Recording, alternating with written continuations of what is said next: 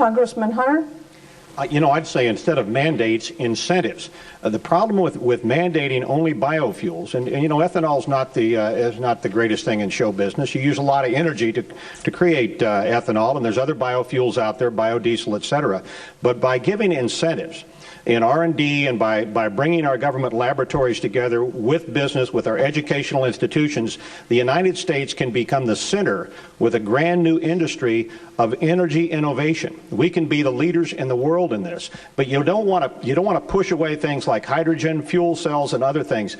Incentives is the way to go, and we should take the entire array of alternative energy sources and give incentives to private enterprise to get involved and get into the business of delivering us a great product, and we can produce a great new industry for this next generation. Congressman Tancredo, what would you do about mandates?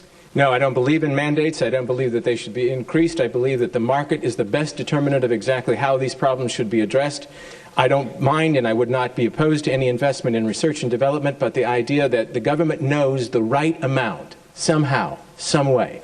Some brilliant analyst, usually some politician who hasn't the slightest idea of the issue, will make a decision about what is the right amount of mandate to impose on the rest of the country. And you know what? It never works out right. Let the market. I trust the market more than I do the government.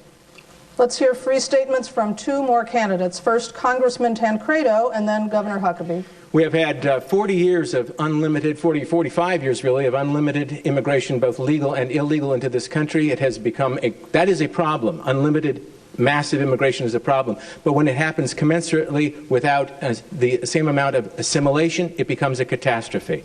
We will become what Teddy Roosevelt warned of, and he said you can have immigration, but if it happens without assimilation, all you end up with is not a nation, but a polyglot boarding house. Some of my friends on the stage, both governors and senators, said we should trust their judgment. Well, their judgment is what got us into this problem, so we need to trust somebody else to get us out.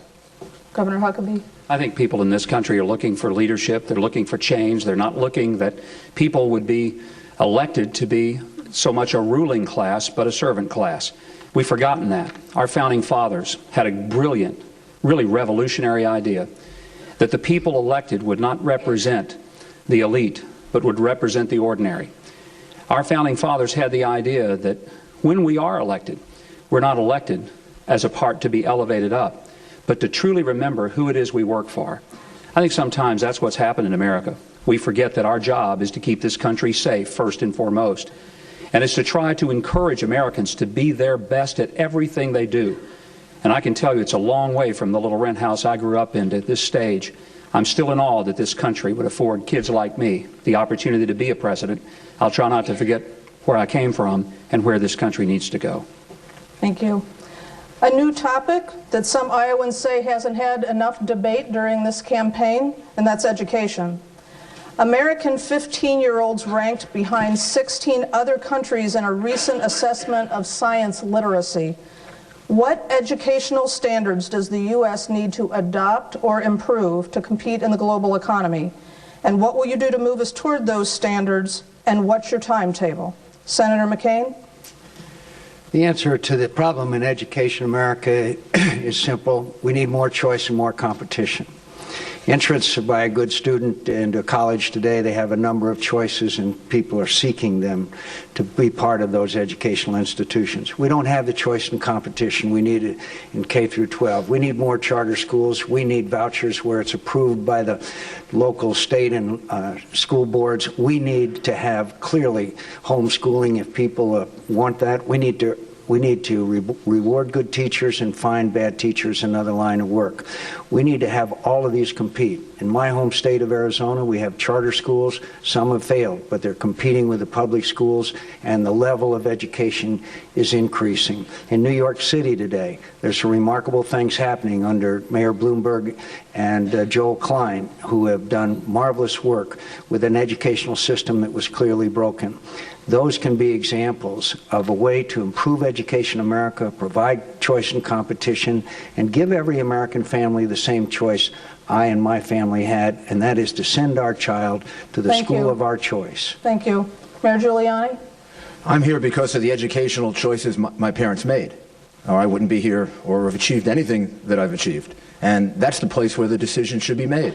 Instead of having these education standards done in Washington by the education department or some bureaucrats in a state capitol or in a board, the choice should be made by parents. Parents should choose the school that their child goes to, the same way people choose higher education. Has it ever occurred to us that higher education is still the very, very best in the world? And you're asking me about K through 12? Well, higher education is based on choice. It's based on a large consumer market. It's based on competition. It's the area of K through 12 where we have this government command sort of approach. And if we give the choice to parents, where they can choose a private school, a parochial school, a public school, a charter school, homeschooling, let them be the decider, I think we'll see a big revolution in education. Congressman Hunter. 3 words: Jaime Escalante and inspiration. Jaime Escalante was that great math teacher who, in the barrio of Los Angeles, taught young kids calculus. And he taught them so well that the school district called up and said, "We got a problem. We think your kids are cheating on the tests." And he said, "Test them again." And he established this incredible system of calculus in the school district by inspiring young people. How many of us have our careers that can point back to a teacher and say, "That teacher inspired me"? What we have to do is take away the bureaucratic credentialing of teachers and allow people who are aerospace engineers and pilots and scientists and retired folks to come in and inspire young people in 3rd, 4th, 5th, 6th, 7th, and 8th grades. Let's inspire them to reach for the stars and give them the incentive to work hard enough to get there. Inspiration, changing the credentialing system, and school choice. Hasn't that teacher since left the public school system? And you know why? I read the postmortem on Jaime Escalante is that the unions ran him out of the school district. And I think that goes right to one of the big problems that we have. If we need to improve our educational system quickly to be more competitive in the world, does the federal government need to exercise different influence than it has historically over educational standards? If so, in what ways? And if not, how do you encourage state to meet national goals to move us forward? Governor Romney? Carolyn, these are 60-second answers, right? Yes. Okay, let's make sure, because time's going pretty quick here. Education's an important topic, and the president was right to fight for No Child Left Behind, because we allow states now to test our kids and see how well they're doing, particularly in math and English. We've made the same effort in our state. Actually, before No Child Left Behind was passed, we test our kids. We have high standards. We teach them in English immersion. We say to be successful in America, you got to speak the language of America. We also put in place incentives for kids to do well. For those that take the graduation exam, which you have to take to get out of high school, we say that you're going to get, if you score in the top 25% of the test, a 4-year tuition-free scholarship to a Massachusetts institution of higher learning. And the federal government insists on those tests and those standards, and it's key. And let me continue. I think we also have to have higher pay for better teachers. And people who are not good teachers ought to find a different career. And finally, we need more parental involvement. And we've tested our kids in Massachusetts along with all the other kids in the nation. 50 states get tested every 2 years in English and math. In 4th and 8th grade, my 8th graders came out #1 in English. They came out #1 in math. My 4th graders, #1 in English, #1 in math. First time in history, one state, #1 in all 4 measures. School choice, better pay for better teachers, high standards, scholarships for the best kids, English immersion. These principles work. Governor Huckabee? First of all, the whole role of education is a state issue. It's not really a federal issue. And the worst thing that we can do is to shift more burden, more responsibility, more authority to the federal government when more of it needs to go to the states.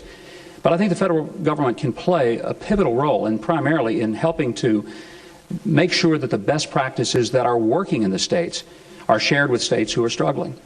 Let me give you a couple of examples of what has to happen in all the states. And the federal government can at least share the data and the information. One, personalize the learning for the student. We have 6,000 kids every day drop out of this country, and they don't drop out because they're dumb. They drop out because they're bored to death. They're in a 19th century education system in a 21st century world. If we really are serious, then first of all, we make sure that we build a curriculum around their interest rather than just push them into something they don't care. Second thing, unleash weapons of mass instruction. I'm a passionate, ardent supporter of having music and art in every school for every student at every grade level. Time. Because, let me just make sure you understand why. It's not frivolous. It's because if we don't develop the right side of the brain with the same level of attention as we do the left, which is the logical side, we end up with an unbalanced, bored student, which is exactly what we've done, and we're dropping students out of our system because of it. Congressman Paul, what's the biggest obstacle standing in the way of improving education? Do I have to raise my hand to get a question? I'd like to address that question. I'm getting to you. No, you're not. You haven't in several go-rounds, so I have to make an issue out of it. I would like to address the question of education. Go ahead. I don't wish it to pass Go ahead, on. please. You have 30 seconds. They had a minute. Why do I get 30 seconds? You see, your unfairness is now becoming so apparent that the voters in Iowa must understand there's a reason for it. And the reason for it is what I'm about to say.